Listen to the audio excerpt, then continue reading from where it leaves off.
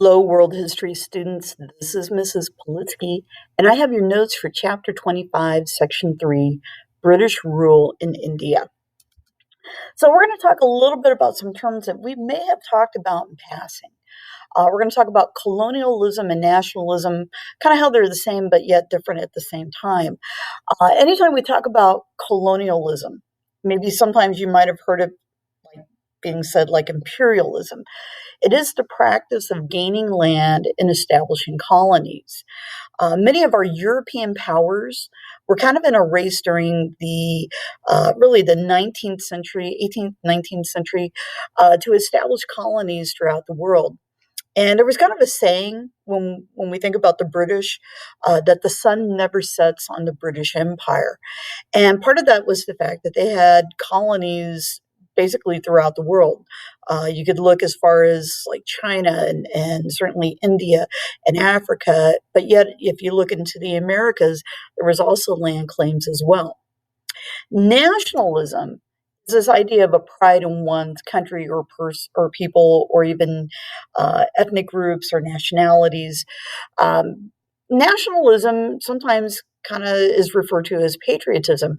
And sometimes these things kind of go hand in hand when we talk about colonialism and nationalism.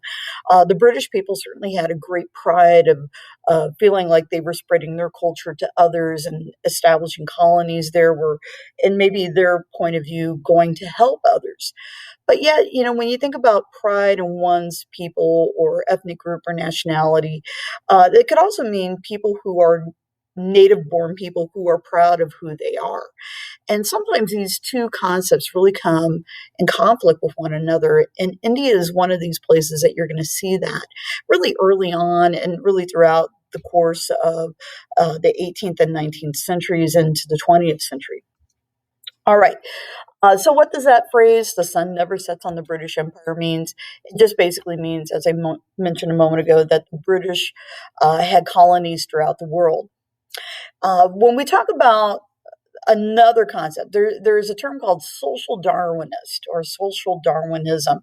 If you remember, maybe back to your science class, you might have heard about Charles Darwin, who was, for the most part, a scientist who actually went on an expedition to the Galapagos Islands, which are kind of off the coast of Ecuador, Chile, if you want to, Peru, if you want to kind of put it in that perspective.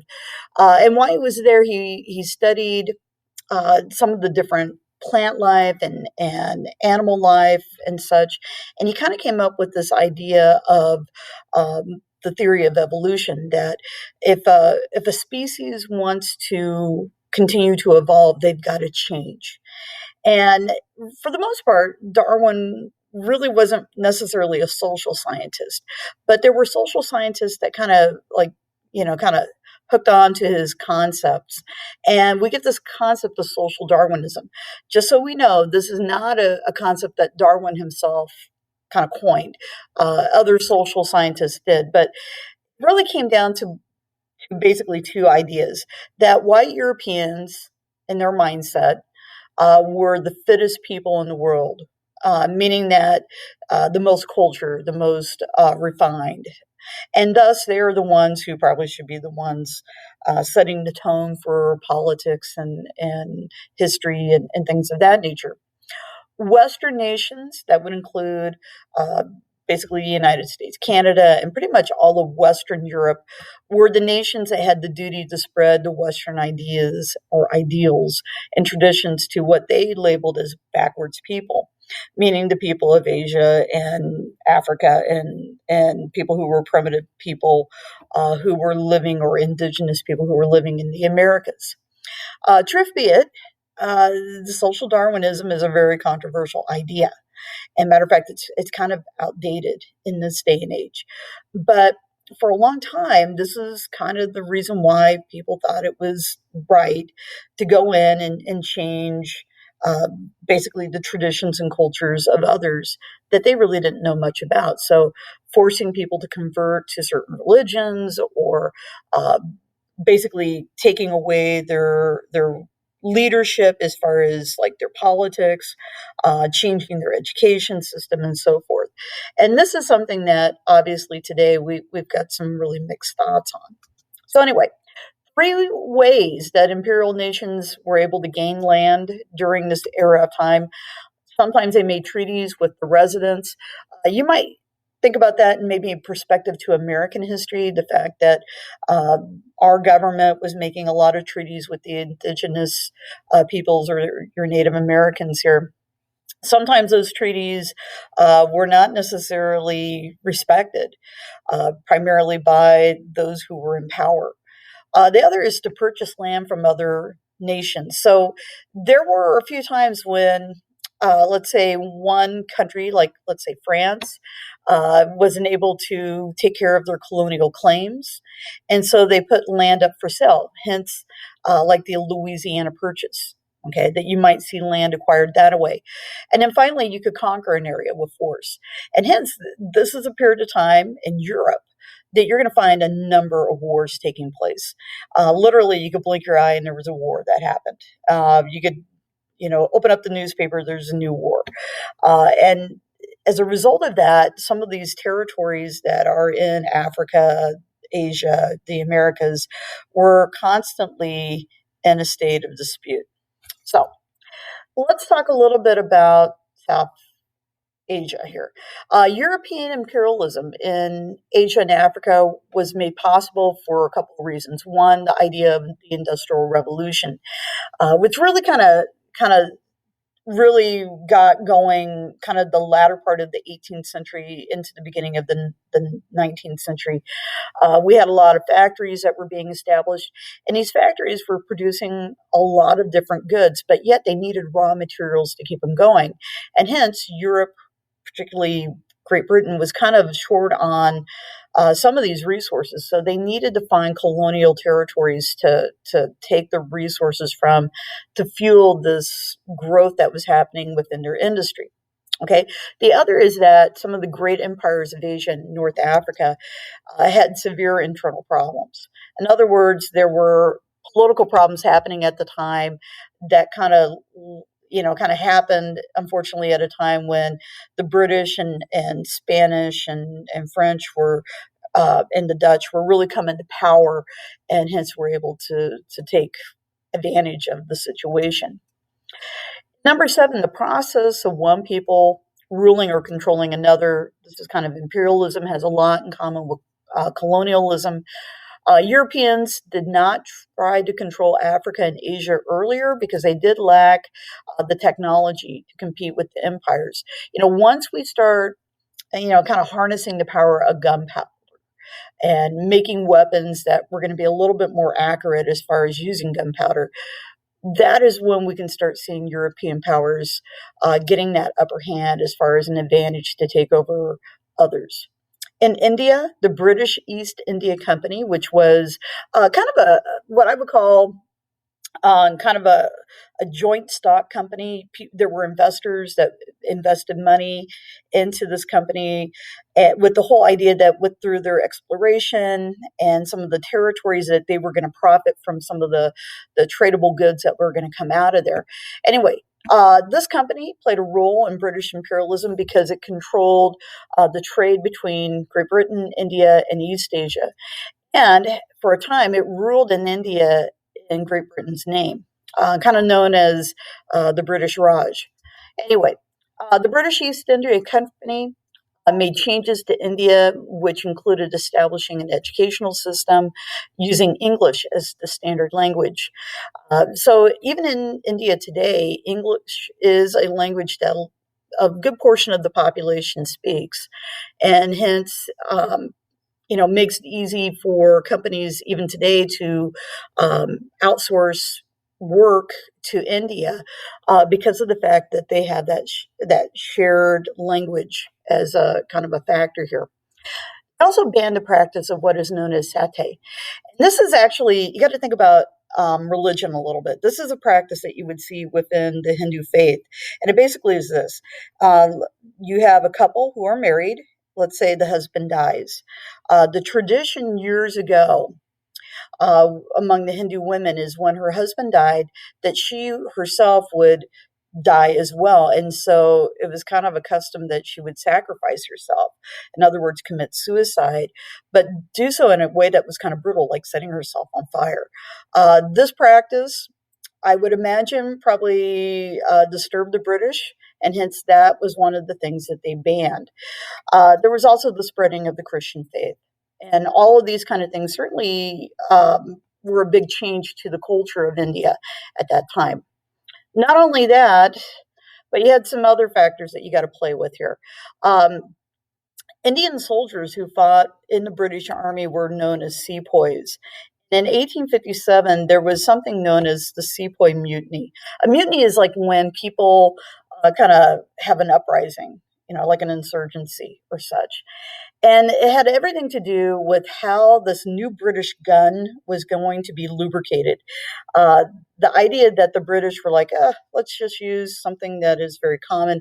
We're going to use the oils that come from the fat off of a hog and that of a cow. The problem is when you look at religion, the Hindus, for the most part, do not eat beef, and they can't touch anything in terms of a cow because cows are sacred.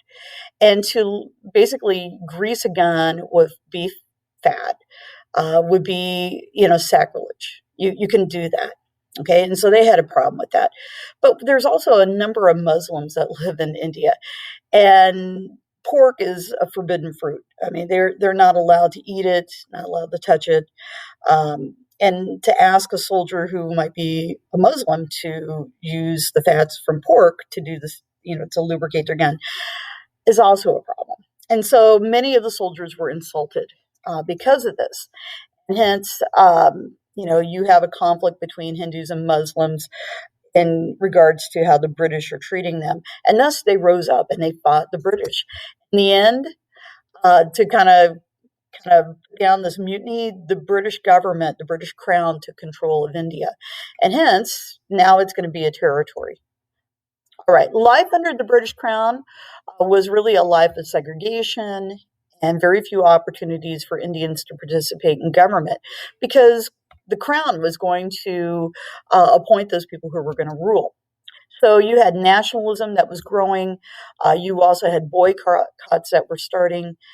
There was a term for this. It was known as the British Raj. Um, Ruling India profited Great Britain because it was a market for their manufactured goods. The British had practiced something known as British mercantilism. And British mercantilism is basically the whole idea that the British create a monopoly for their goods that they are producing and trading. And hence, you couldn't trade with other countries. And this made England wealthier, but it also meant that some of the industries that had been in these different territories were basically squashed. This whole idea of British mercantilism was something that the American colonists were complaining about and fighting against when you talk about the American Revolution. But the same is happening in places like India. They were concerned about it because the British were taking some of the raw materials like cotton. You got to remember, after the American Revolution, the cotton market kind of dried up for the British, and they had to look elsewhere. And they were looking at places like Egypt, the Nile River Valley, but also India as well to meet that demand. When you talk about dyes, you have the use of indigo, and then finally this idea of jute. Jute is a fibrous material that is a lot of times used to make things like burlap. And when you talk about like shipping materials, jute was kind of the go-to. You could put a lot of different products into these sacks that were woven out of this nearly indestructible product. Okay, so certainly that was a concern for the Indian people. So one Indian named Ram Mohan Roy was an Indian nationalist. He was one of the first um, people from India to really step up on a national platform to say enough to the British. And he believed that Indians should have the same rights as the Europeans. Okay. And he certainly caught the attention of a lot of younger um, people in India. And in a sense, he's kind of going to be this influence for the next generation that's going to be coming up. And number 16, the side effects of the Swadeshi boycott movement uh, were that it convinced the British to make concessions to the Indian people and led to the formation of a Muslim League. Just so you understand the Swadeshi boycott, it's this idea that the people of India would try to buy products that were made primarily within India itself. You're going to see this happening again when we see the rise of Mahatma Gandhi. He's going to tap into that idea.